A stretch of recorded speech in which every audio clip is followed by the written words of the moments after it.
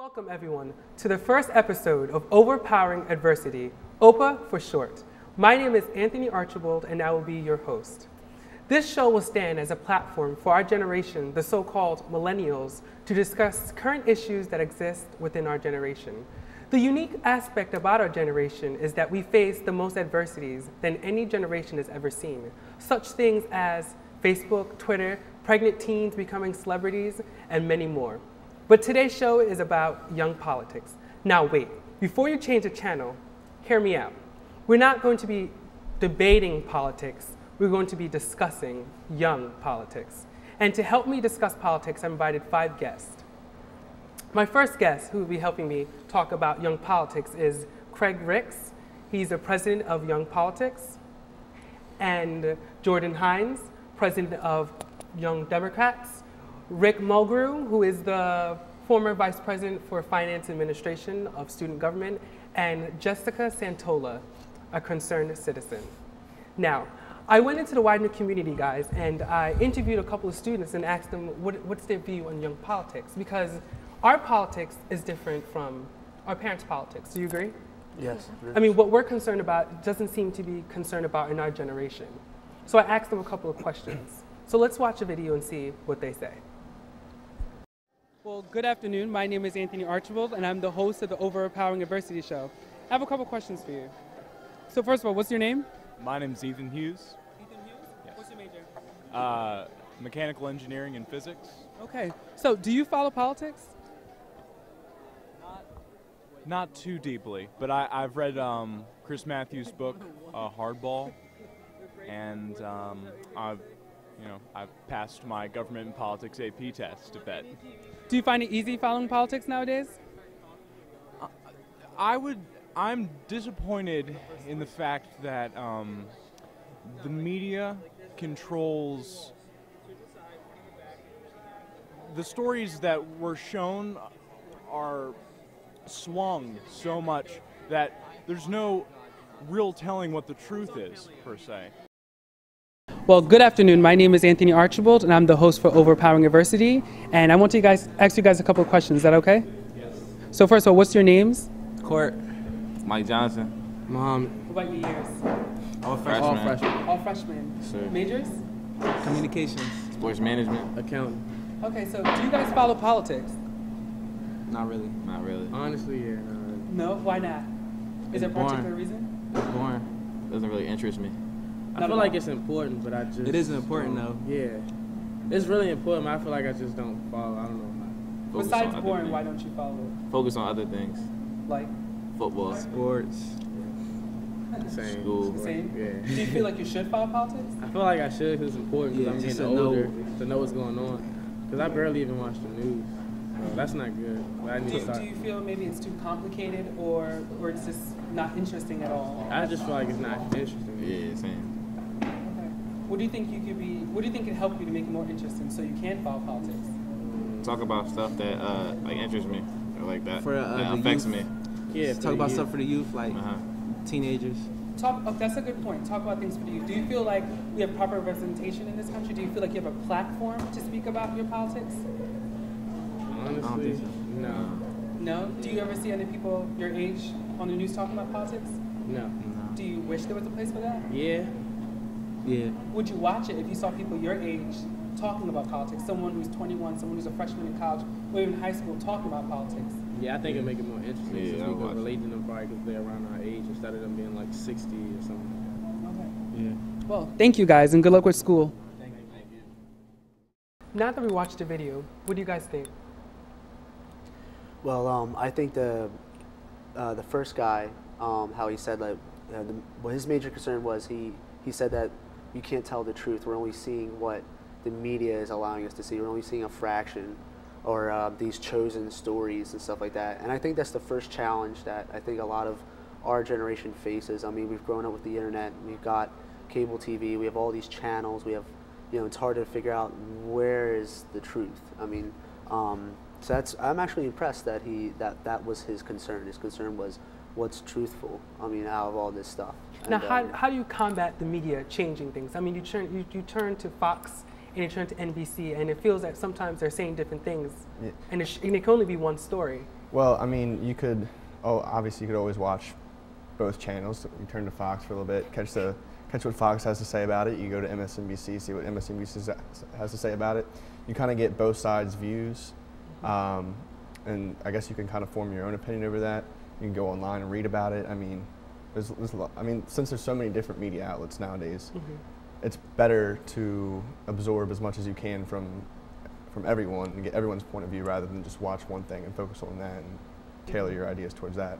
Now, what type of resources do you guys use? Because some of you, I mean, are really deep in politics. Like, what do you use? What do you believe is like a reputable source for students, children our age, our generation to look at? It's a tough question. Yeah, I mean, one reputable source.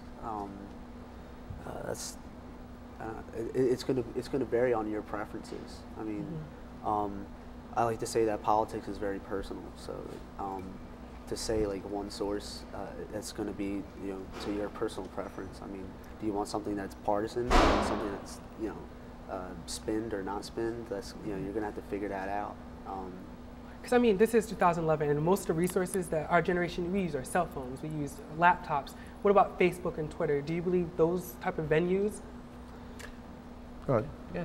I was gonna say that's more opinionated, and one thing I was gonna say is to kind of like, I mean, it's not bad to read editorials. Obviously, like you get other people's opinions reading editorials, but you want to stick to like more, I don't know, more to the point. Like they're just giving you the facts, so you can form your own opinion.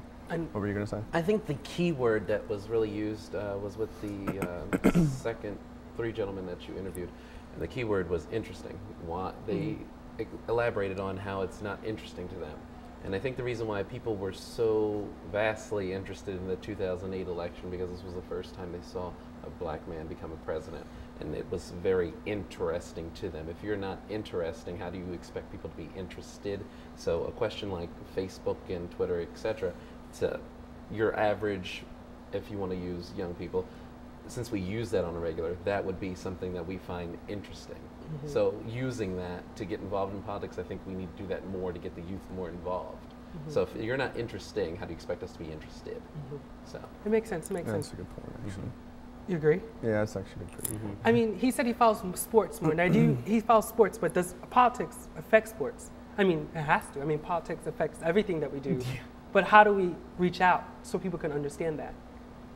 I mean, Jess, you've told me before that you're not interested in politics at all. I mean, I know you realize politics affects you, but why aren't you interested in politics?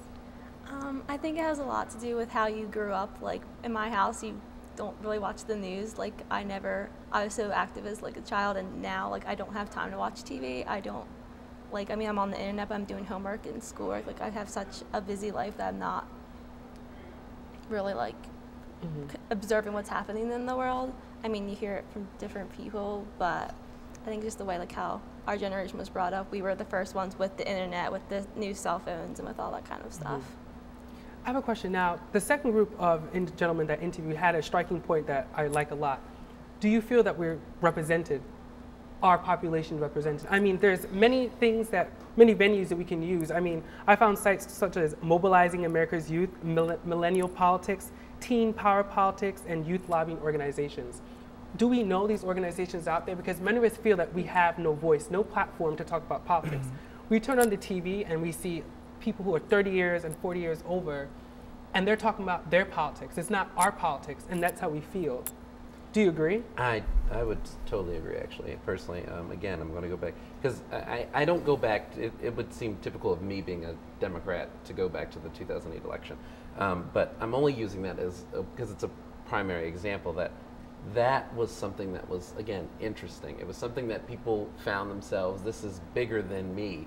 And you hear day in and day out, you hear people, as you so candidly put, 40 and older say, the young people took this over. Well, I don't think what was said enough was that now that we've done this, keep doing it. I agree. I don't think enough young folks weren't told, okay, you did this, you did the election, you did the inauguration, keep working. I don't think enough of that was said. I think people just said, okay, we're going to vote, we'll be there for the inauguration, we're done. And that's not how things should go, whether you are Democrat or Republican. When you get a new president or any elected official, you're going to want to stand there and help that official because they're there for us, and we're there to help them. I see what you're saying, but it's hard to turn on the TV and see someone is that much older than you. Do you feel like people in our generation don't relate? Well, I mean, there's ways to get involved. Like, there's several organizations. I know, as being a Republican, like I think it's Young America's Foundation is really into recruiting college students to kind of like they have events. They have like these camps that you go to. You can stay a couple days, and you go to meetings. You learn the process. You get to meet senators and public figures. However, there's really like no one on TV. Like we don't put a picture with someone. Like no, there's not really anyone my age, your age, our age, on TV like relaying the news to us. So I mean, we see this Larry King up there on the scene, and who's 80-some years old or whatever, or even someone who's like in their 40s.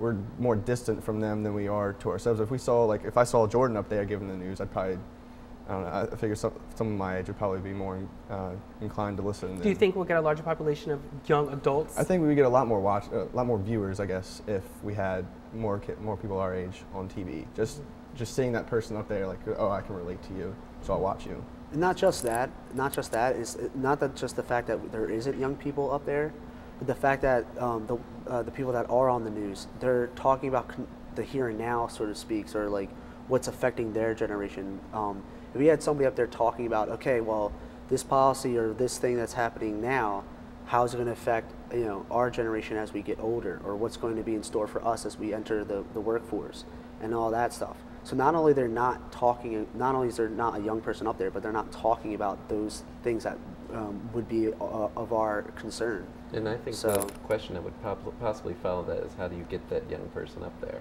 Yeah. Mm-hmm. But nobody seems to want to ask that question or follow up with it. So I agree, because I mean, here we are, and I mean, if we were given a platform to nationally speak about young politics and question other young adults ourselves, I think we would. Is this question, how do we go about that? Mm-hmm. And I agree. I saw you shaking your head. What were you thinking? I mean, I think it is that we don't see many of our generation up on television, and that our generation is focused on the future, where are we going from here and how are we going to get there, and the generation now on TV, they're just, this is what's happening, and we'll get to tomorrow when it gets here. I think a lot of like young people like you they feel like you don't have a say until you're 18, when you actually can vote in the elections or the primaries or whenever comes up you could. Mm-hmm. I will add though, however, like what's recently happened in Egypt, like most of the people that have been protesting are under 30, which is pretty close to our age. And I think, obviously, I mean, more people probably know about that and what's going on. Like just that big world event has probably brought more people into paying attention to politics. And I feel that something like that can really get kids our age mm-hmm. more interested and kind of like see that they actually do have a voice. Because I mean, if they're under 30 and they're oppressed in Egypt and they got the president to resign, like, why can't we here in America? We already have the right to vote. Like, why wouldn't we be able to? Can do the same thing. Right. I agree. Now, politics. We take classes in middle school. We take classes in high school. Some take classes in college, and still to this day, it's confusing. You mentioned bicameralism. People don't know what it is. You mentioned the House of Representatives. They're like, well, what is that? How do we understand politics better? Like, how do you guys understand? You're an engineer. How do you understand? You don't take classes on it, but how do you understand it better? I mean, I think it's interesting stuff, to be honest. Mm-hmm. I mean, and just because of that, I do actually have a couple of government classes. Okay. So I have a little bit of that, but I mean, I still in my own time, I look stuff up, I read as much as I can. I don't know, I just feel like kids our age really just think it's boring, and I mean, I really don't know what to do about that. I would say politics is more so, for me, a machine. By using the word machine, it's something that you, and I think Craig could possibly agree with me on this. It's a mindset. It's networking. It's everything. It's game playing, knowing how to decipher from the news, knowing what is right about your own party, knowing what's wrong about your own party, and vice versa with the party you're against. So politics can be used. I don't know the actual definition of politics, But that, to me, politics is a machine that not many young people are sitting there thinking about, you know, oh, how can I decipher this from the news? How can I decipher this from my own Well, party? not more of deciphering, it's understanding. I mean, the jargon must be hard to understand. I mean, if you look at politics, how do you break down the jargon? Because if you turn on the TV and you have these people who are 40 years and older and they've been using this jargonistic language for their entire lives mostly, how do you catch up with that? It's not only how do you catch up, it's how do you, again, not only how do you catch up, but if you're not embedded in paying attention to that news and whatnot, how do you expect yourself to decipher from it or understand it, if you don't want to use the word decipher? Meaning, you know, you can listen to Larry King or you can listen to anybody that does the Anderson Cooper, for example. You can listen to what they're saying, but at the same time, you have to be able to know what is true and what is false. But again, the young people today, I can't speak for all young people. I can just speak for myself and my friends that I have tried to get involved politically. They don't see it as interesting. So if they're not going to be, if it's not interesting to them, how do you expect them to understand it? Because they're not paying attention to it. True. It's something they look at and brush off. And those three gentlemen that you interviewed, they mentioned one of their distractions, and that is sports. Yeah. So I feel that our generation, the millennial generation, we've invested a lot. Our culture has invested a lot into these distractions. You know, you're talking about video games, billion-dollar industry. You know, sports, billion-dollar industry. How did they become billion-dollar industries? Because people have invested a lot of time in them. You know, I've probably played hours and hours of, you know, video games and stuff like that. So our culture, our generation is invested in these distractions. So I agree with what Jordan's saying here about how there's a complete lack of interest because we're overwhelmed with, you know, distractions. Whereas in other countries, you know, they don't really readily availably have those things, you know. So they're more ingrained to what's going on right around them, you know, in their environment, you know, and therefore involving into politics. So we're talking about a very complex issue here. There's many different levels that we're all touching on. And that is, you know, representation, knowledge, you know, understanding politics. Were we well equipped in schools? You know, I went through public school. I had AP government politics, and I understood like what you understand, like what you can figure out what, but I mean, you're not really figuring out, you know, the reality. The application, I think, afterwards. Yes. So again, it's a lot to digest and a lot to figure out. I agree. So it's a challenge in itself to gain that understanding. And he said he felt like politics didn't affect him. Now, how does politics affect our day-to-day activities? I'm pretty sure I can tell just by your smirks. There's 1,000 situations, but what are the largest? Honestly, again, I said politics is a machine. I wouldn't say it's politics that he possibly should use as affecting us. I would say more so the government that affects us. Politics is in a way, again, it's that whole going through, wiggling through, that's how I see the word as politics, you know, knowing what's what. And government affects us more than politics. Politics, you know, you'll probably hear the key term, well, he's a typical politician. To some people that means, oh, he's just going to say anything out of his mouth to get a vote, you know, and that's how I use the word politics. When it comes to government, that really, I mean, they're connected in a sense, but that's where I think government more so affects us than politics. But, you know, start off and learn about politics so that way you can understand the government and you can understand why it affects us. So that's how I can. Do you feel like the government is trying to reach out to our age group? Because I mean, we're always talking about you know, our age, we're the future, but do you see programs, do you see the government addressing us? I know there's a youth council in DC that so state-wise. There's a youth council for both parties, Democrat and Republican. But do I see them reaching out? Honestly, I hear enough older folks say the youth is our future, and after they say that, they end it with a stamp of a period, and it goes no further than that. Do you feel like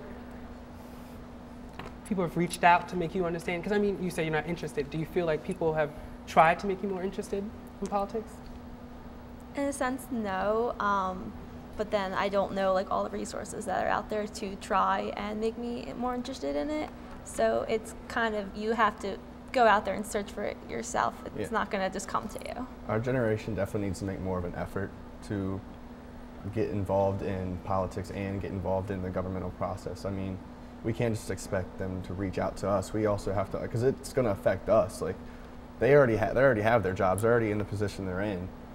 But we affect them in the future as well, because we're taking over. We do, right? But if we're not paying attention, But don't you think they have an obligation to reach out for us since we are the future? Because if we're not paying attention to politics and governmental issues if you understand politics, you understand that there's more baby boomers than there are millennials. So if I'm a politician and I want to get reelected, I always label politicians, they're in the here and now, they're in the short term because they're just looking towards the next election, So therefore, okay, at this moment, I have more of this generation than this one. And this one's already watching the news, they're already involved, they're already this is my voting base. This is what's really going to get me elected here. And that's why politicians aren't heavily invested in the youth. Because one, there's less of us, there's more of them. And two, because they're in the here and now. So even though we are the future, okay, and when eventually someone else is going to take his place, but at the moment he's only going to invest in this group or that group because that's what's going to get him elected in the short run. And then just to throw out with what you're saying, because I totally agree, it's how do you get the youth to that position, And I think the bigger picture that we're missing here is not just politics, not just government. My grandmother's always taught me to get involved at an early age, and that's what I don't think enough parents are doing with the youth today. I think the reason why we call any political figure a great leader, anybody that we call an idol of ours, I think the reason why is because they got involved at a younger age. Like when I was at 10, I had my grandmother telling me, get out and volunteer here, volunteer there. And not only does that get me involved and get me interested with what I'm doing, that not only that gets me through networking, gets me through training, becoming a better leader. Next thing you know, and possibly I don't know who your idols are here, but that's where you start saying, I call him an idol because he got involved, he knows what's going on, he's a good leader. And that's what I don't think enough people at home, meaning parents, are doing with their youth. They're not getting their kids involved. They're telling them, get good grades, and then we'll worry. I don't know that for sure, but from what it looks like, get good grades, we'll worry about your future and when we get afterwards. there. And going back to your last question, just having your family get you involved is also another way to have a better understanding of what politics is and all the jargon like you were talking about. So like I encourage our generation, when we get a little bit older and we start having kids, like get them involved. Yeah. Like get the younger people How back do you get them involved? What do you do?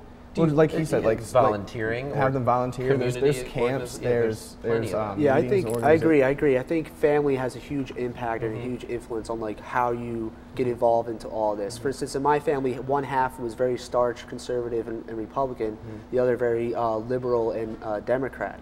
So here I am trying to decipher, well, who should I side with? This side of my family or that side of my family. And that encouraged me to like take my own look and to understand it and like how you said, wiggle through and understand this beast of politics. And that has totally shaped what I understand now. So that when we grow older, will we learn? Will we know the mistakes that the previous generation learned? Well, how can we know if we weren't involved back then and we didn't know what was going on back then? So if you start now, you can learn, and then when it does come our time, we're going to have the experience, we're going to have the knowledge to understand. Okay, well, this is what we need to do. This is what's going to make things better and advance. So it's absolutely crucial to get involved now rather than later. And I would also I'm sorry. And then I would also say his last point I would throw out there is that not only is it when you, because you have to remember too that a lot of people come from different backgrounds. Certainly. A lot of people come from first class. Some people come from middle class. Some people come from lower class. I came from a lower class family. Went through the whole foster care system, and I felt like I did not need to help anybody. I'm going through this thing with foster care and whatnot. And why do I need to, I'm going through these court cases, why do I need to see myself helping other people? Even though I'm going through that experience, that would still, having my grandmother tell me to still get involved, take my experience, get involved, and that only not builds people up, it gets you interested in becoming a leader at the same time. It gets people interested in you, knowing your background story, knowing how you became a leader. Wow, you went through foster care and you're still going out and trying to help other people. That's, I think, what makes people get more interested in other political, events or political figures. so on and so forth. And I just wanted to add, to a lot to what we have said so far, and that is, even though our generation is heavily invested in those distractions, always looking at our cell phones, texting, video games, and stuff like that. I mean, all it takes is to just take, your friends away from that from a moment.